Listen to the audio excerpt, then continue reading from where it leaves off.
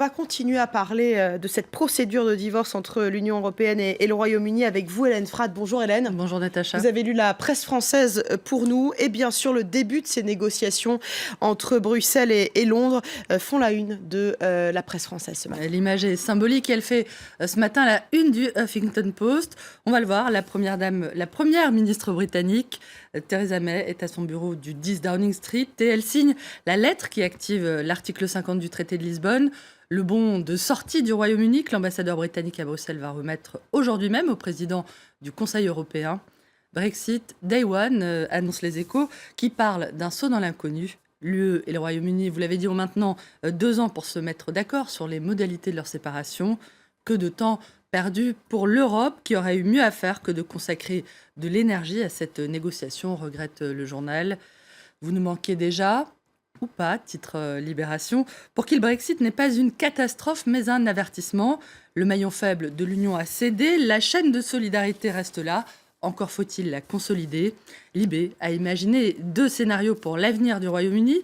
Selon le scénario rose, en 2024, le Brexit a réussi à Londres et à Theresa May, réélue triomphalement. La croissance est au rendez-vous et le Royaume toujours uni, les Écossais décidant finalement de ne pas prendre le risque d'une indépendance. Selon le scénario noir de Libération, Londres, étranglé économiquement, esseulé sans l'Irlande du Nord et l'Écosse, revient la queue entre les jambes, je cite, demander sa réintégration dans une UE, elle, en pleine forme. Et la presse française s'intéresse aussi ce matin à toutes ces inconnues qui pèsent sur les négociations. Ce climat d'incertitude inquiète ceux que la Croix présente comme les déracinés du Brexit, les nombreux Britanniques qui vivent en Europe et veulent y rester, et les Européens qui vivent au Royaume-Uni et qui sont préoccupés eux aussi par leur avenir. Le journal évoque notamment la situation des 380 000 Britanniques qui vivent en Espagne et qui se retrouvent obligés de choisir entre leur nationalité d'origine et la nationalité espagnole pour rester européens, l'Espagne ne reconnaissant pas la double nationalité. Quant aux Européens qui vivent au Royaume-Uni, beaucoup disent craindre d'être expulsés, tandis que d'autres semblent surtout percevoir le Brexit comme la goutte d'eau qui aurait fait déborder le vase. Emmanuel a décidé de faire ses cartons après 17 ans passés au Royaume-Uni. Le climat n'est déjà pas terrible si en plus l'ambiance devient morose et que je dois justifier de toutes mes allées et venues. Les Britanniques me disent de ne pas prendre les résultats du référendum personnellement, mais c'est impossible, dit-elle. Et la sortie de l'Union européenne, c'est ce que demande aussi la candidate à la présidentielle en France, Marine Le Pen, la chef du Front National. Le Frexit est sortie de l'euro si elle est élue. Un programme qui effraie le monde économique, selon le Parisien, qui rapporte que la perspective d'un retour au franc est perçue par la finance comme une bombe à fragmentation qui mènerait la France à la faillite, je cite, des craintes que Marine Le Pen a tenté de désamorcer hier devant le syndicat des patrons, selon le Figaro. Arrêtez la caricature, les ogres n'existent pas, a-t-elle lancé devant le MEDEF, qui avait entendu auparavant le candidat d'En Marche, Emmanuel Macron, dont le programme économique est accueilli avec scepticisme par le Figaro cette fois. Le journal affirme que selon plusieurs études, son projet ne relancera pas l'économie et qu'il coûtera plus cher que prévu à cause des nombreuses dépenses supplémentaires qu'il a annoncées.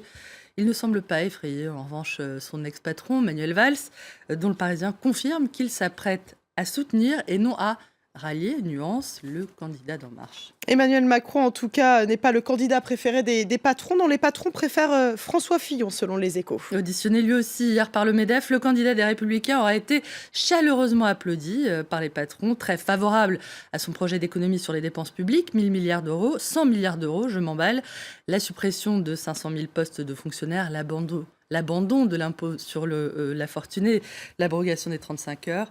C'est François Fillon qui défend le plus clairement le retour au plein emploi, d'après Pierre Gattaz, que ne troublent pas visiblement les ennuis judiciaires du candidat, ni ceux de son épouse Pénélope, qui a été mise en examen hier, notamment pour recel de détournement de fonds publics et recel d'escroquerie aggravée, selon Le Monde. Ce qui est sûr, c'est que les candidats à la présidentielle ont tous entamé le sprint avant le premier tour de la présidentielle. À moins d'un mois du scrutin, leur organisme commencera d'ailleurs à porter les stigmates du cocktail de campagne, journée maxi, nuit rikiki, d'après Libération, qui a cherché à connaître les petits trucs des candidats pour rester en forme. Alors, a priori, pas de drogue, rien d'illégal, selon Libé, qui assure que certaines pratiques qui étaient courantes dans les années 80 sont désormais tout à fait rarissimes. comme l'explique un spécialiste des addictions. Les projecteurs, le pouvoir, être dans la lumière, prendre la parole au public, l'envie de revanche, tout ça, ce sont des drogues puissantes. Il ne faut jamais oublier que notre principal fournisseur, c'est notre cerveau.